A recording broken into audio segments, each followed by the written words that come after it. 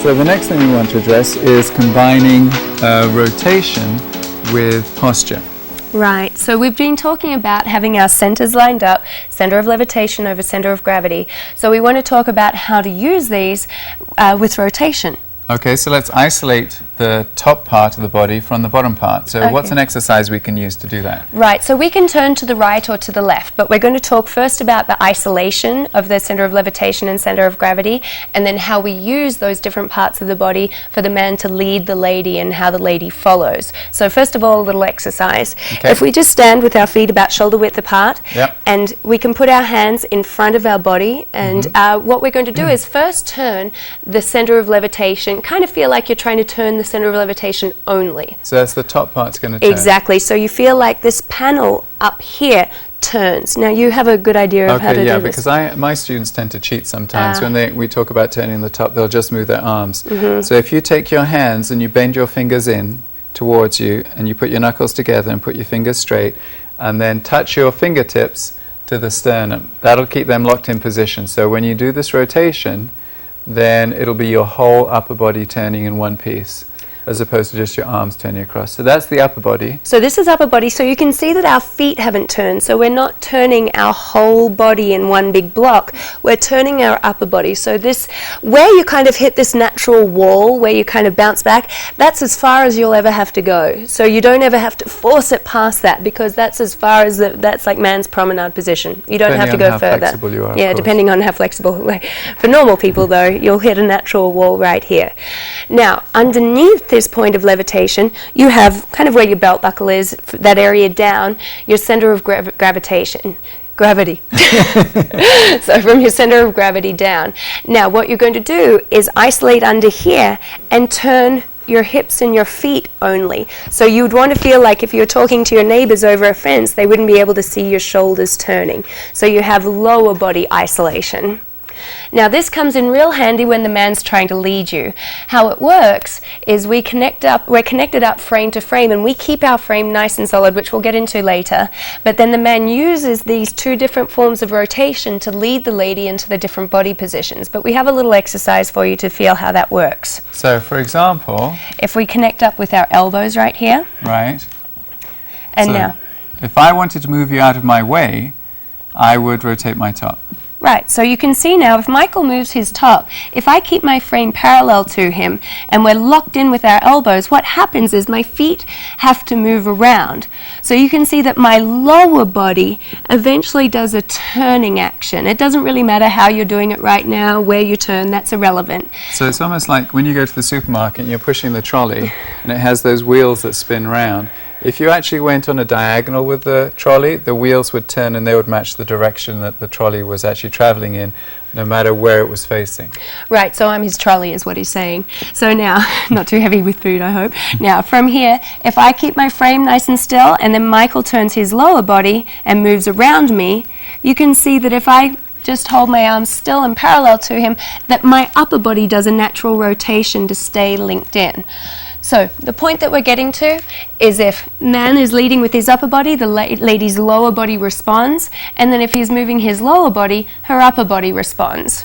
So for example, let's take a feather step. So now we have three different body positions that we're trying to lead mainly: closed position, outside partner, and promenade. So we'll just demonstrate first with the feather. So this is actually or a progressive three-step, we could call it in American style. Right. But what's going to happen is I'm going to head straight towards the camera, and because I wanted to get a particularly good shot of me, I'm going to shift Tony off to the right-hand side, and I'm going to come outside partner.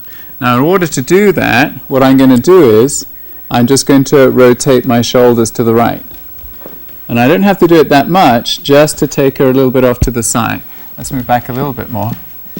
And so here we go again. So I'm going to start with my left foot. So as I come forwards, I just rotate my shoulders a little bit to the right, and that moves Tony off my path. So what happened, ladies, is when he moves his upper body, I don't turn my upper body. What happens is, you can see if I just really block this out, I'm on his path, and as soon as he turns, you can see that my feet slip to being off his path. So he's taken his upper body and he's taken my feet and slipped them off his path. Now when you say that your top doesn't do anything, actually it follows me through. It ends up responding, but what I'm following is to go to outside partner with my lower body. So if the man's moving his upper body, I'll take my lower body off the path, and then you'll see a reflection through the top. Okay, now what would happen if I rotated my top even more? Okay? Well, that would take us into... A promenade. So we can do a twinkle. I can if he rotate my keeps top turning, more. Right. And that takes Tony into promenade position. Right, so what happens then is if we can maybe get a close-up on my feet on this one. So as we go back, or as I go back, Michael swings me forward, and then right here, as he keeps turning, you can see that my feet did a little turn to promenade position. So I have an extra rotation. The more his top turns, the more my feet turn. So this is moving forward into promenade and outside partner position. Now if the man was to go backwards into promenade position, he would do the opposite. He would turn his lower body. So if he went backwards, he would turn his lower body to promenade position.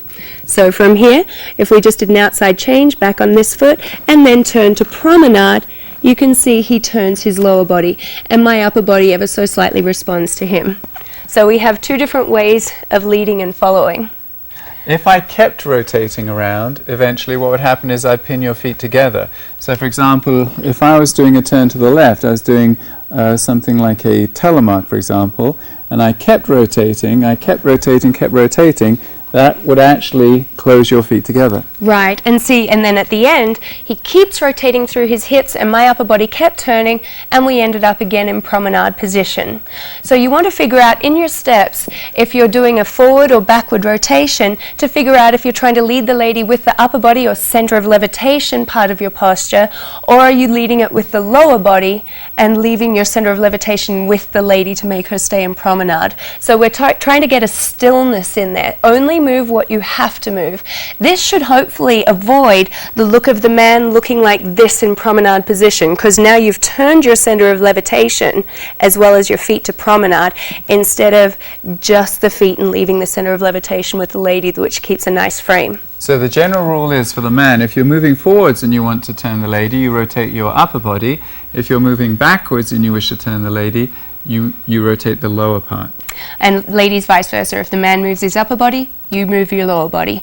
And if the man moves his lower body, you respond with the upper body. Now, one quick final thing for posture and good center lining up through rotation is we have a rule called positive sides.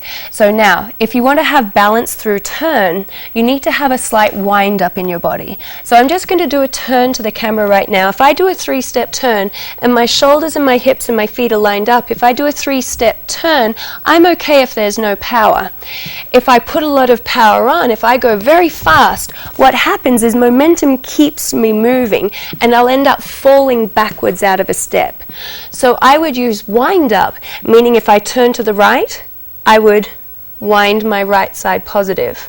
So you can see that I've put the right side of my body forward, and then through the power of the step, if I keep having momentum, I have something left to absorb that.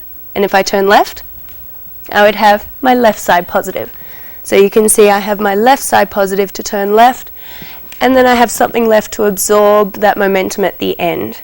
Now we're going to go into that a little bit more detail a little bit later on. So that was just showing that as an exercise. We'll be dancing that together as well when we get into frame. So what applies to a solo dancer also applies to us as a couple. So that kind of wraps up a little bit of the combination of rotation and posture.